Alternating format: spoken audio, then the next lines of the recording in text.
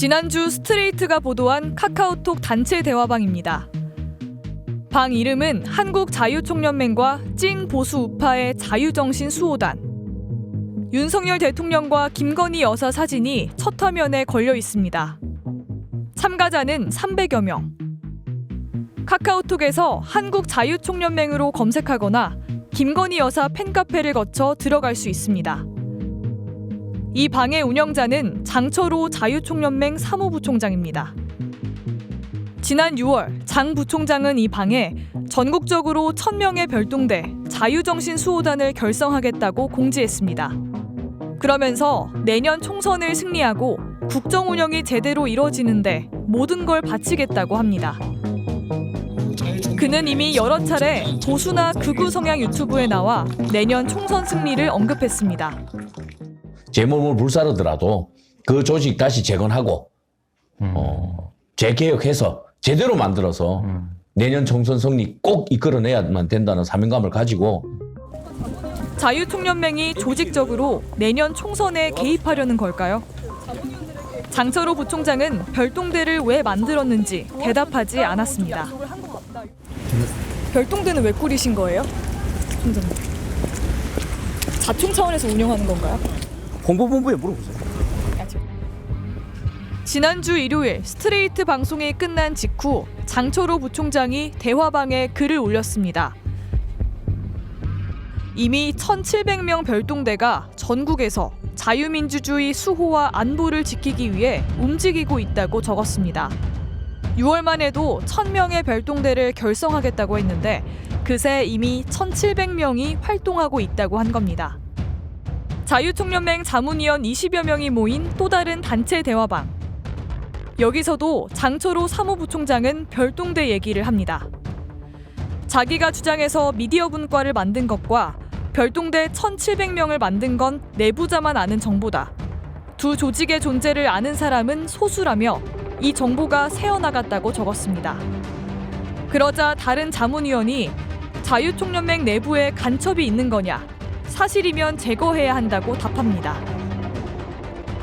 실제로 장철호 부총장은 찐 보수우파 대화방을 비공개로 바꿔 비밀번호를 설정하겠다고 했습니다. 그러면서 조만간 새로운 방을 만들겠다고 예고했습니다. 활동을 더 은밀하게 하겠다는 뜻으로 보입니다. 스트레이트가 접촉한 자유총연맹 관계자는 별동대가 전국적인 조직이라면 사무부총장급이 총괄할 수 없다면서 연맹 총재 또는 사무총장이 기획하거나 주도할 거라고 말했습니다. 강석호 자유총연맹 총재에게 직접 물어봤습니다. 강 총재는 별동대를 전혀 알지 못한다면서 장철호 부총장이 과시욕으로 언급한 실체 없는 조직이라고 했습니다. 그 과시 같아. 과시요? 자기 과시로 그냥 옛날에 알았던 사람들 뭐 이래가지고 한 건데 실체가 없어. 장철호 자유총연맹 사무부총장은 왜 별동대를 꾸리는 걸까요? 그는 자기가 자유총연맹에 온 게 누군가의 지시라고 했습니다. 집에 있는데 이제 그 지시가 오셔가지고 한국자유총연맹으로 가서 자유총연맹이 정관에서 정치 중립 조항을 뺀 것은 윤석열 대통령의 뜻이라고 했습니다. 강석호 총재님께서 윤석열 대통령의 뜻을 받들어서 오시자마자 3개월 만에 정치중립위원회라는 거를 정관을 변경해서 없애버리셨습니다. 자유총연맹의 대대적인 조직 확장이 윤석열 대통령의 뜻이라는 말도 나왔습니다. 한 자유총연맹 자문위원장이 한 유튜브에 나와 윤 대통령이 자유총연맹과 함께해서 보수를 연합하도록 얘기를 했다는 걸 전해 들었다고 한 겁니다. 강석호 총재는 이런 모든 의혹들을 부인했습니다. 소개는 누구한테 받으셨어요? 장철호 부총장?